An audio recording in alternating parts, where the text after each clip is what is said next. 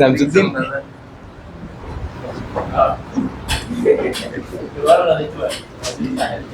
আচ্ছা দেখো এই অঙ্কটা আমরা করি। দেখো চমৎকার একটি অঙ্ক।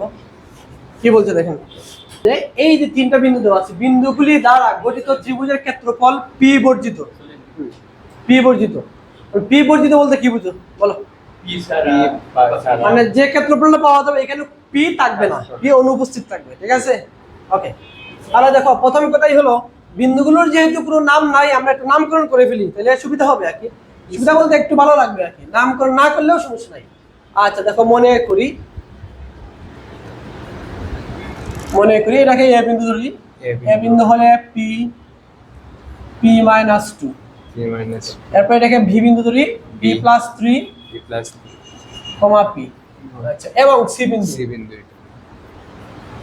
সি বিন্দু হলো পি প্লাস 2 কমা পি প্লাস 2, এটা হলো সি বিন্দু। এখন ত্রিভুজ এবিসি এর ক্ষেত্রফল দেখো, ত্রিভুজ এবিসি এর ক্ষেত্রফল, ত্রিভুজ এবিসি এর ক্ষেত্রফল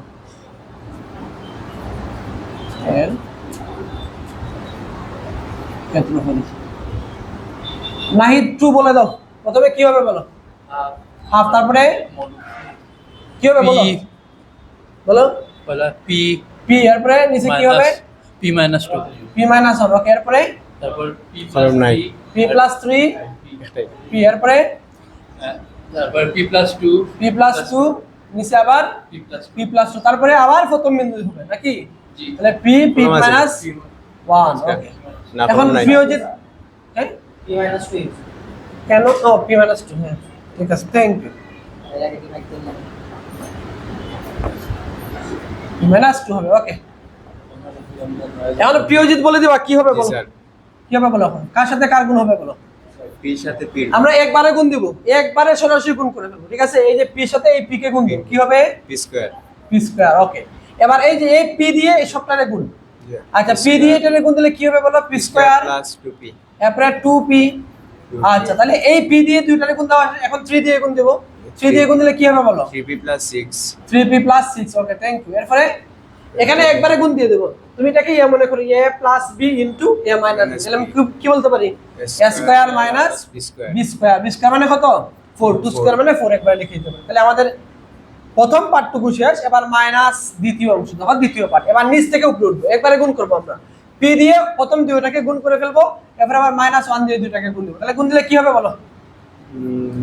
b স্কয়ার, এরপরে p দিয়ে 3 কে গুণ দিলে প্লাস 3p। ওকে, তারপরে -1 দিয়ে গুণ দিতে হবে, তাহলে মাইনাস পি মাইনাস 3 হয়ে গেল। ঠিক আছে, -3 হয়ে গেল। এটুকু বুঝছেন? কোনটা আবার বলো? ও, এটা তো p - 2 ছিল। আপনি ওটা 1। হ্যাঁ, এই জন্য তো সমস্যা হচ্ছে, সব শেষ। ওকে, তাহলে p দিয়ে গুণ দিলে এইটুকু একটু মুছে দিই আমরা নাকি? ওকে, তাহলে p দিয়ে গুণ দিলে p স্কয়ার। ওকে, p দিয়ে 3 কে গুণ দিলে প্লাস 3p।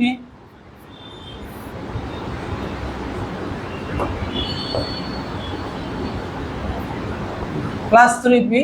এবার -2 দিয়ে গুণ দিলে -2p হবে। -2 দিয়ে গুণ দিলে -6 হয়ে যাবে। ওকে, এবার p দিয়ে এগুলারে গুণ, তাহলে p দিয়ে গুণ দিলে কি হবে? p square. p দিয়ে 2 দিয়ে গুণ দিলে 2p। ওকে, এরপরটা বলে দাও। নাহিদ 1 বলো, এরপরটা কি হবে? এটা দিয়ে গুণ দেওয়া শেষ, এবার এটা দিয়ে গুণ দিব। তাহলে কি হবে বলো? 2p হইব স্যার। প্রথমে p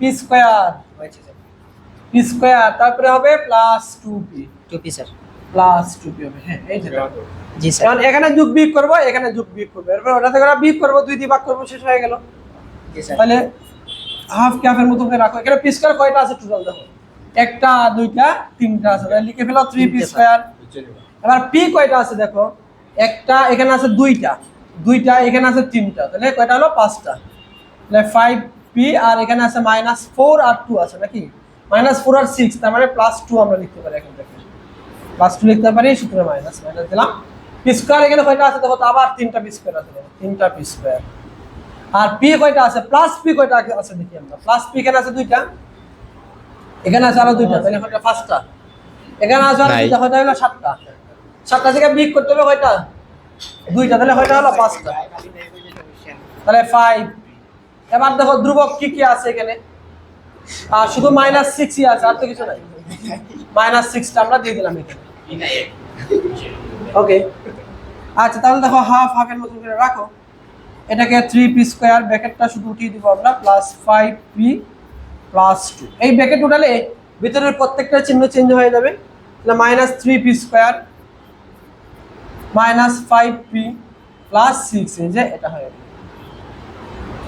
দেখো এখানে 3p স্কয়ার সামনে আছে প্লাস এখানে আছে মাইনাস ক্যান্সেল আউট এখানে আছে প্লাস এখানে আছে মাইনাস ক্যান্সেল আউট তাহলে যোগ করলে কত আসলো হাফ ইনটু এখানে আছে 2 এখানে আছে 6 যোগ করলে কত হলো 8 2 দিয়ে কাটলে কত হবে 4 তাহলে 4 বর্গ একক এটাই হলো आंसर 4 বর্গ একক তাহলে দেখো এখানের মধ্যে দেখো তো p আসেনি ক্ষেত্রফলের মধ্যে নাই সুতরাং আমরা কি বলতে পারি সুতরাং ক্ষেত্রফল p বর্জিত তারা যেটা বলছিল ত্রিভুজের ক্ষেত্রফল p বর্জিত হবে তাহলে p বর্জিত হয়ে গেল